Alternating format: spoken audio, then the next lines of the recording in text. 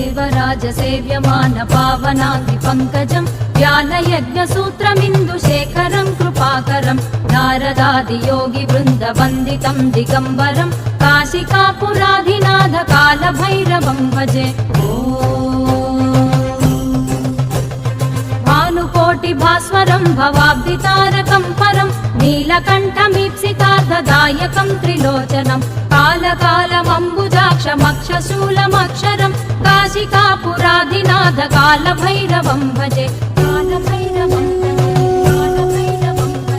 शूलटङ्कपाशदण्डपाणिमादिकारणं श्यामकायमादिदेवमक्षरं निरामयं भीमविक्रमं प्रभुं विचित्रताण्डवप्रियं काशिकापुराधिनाथ कालभैरवं भजे।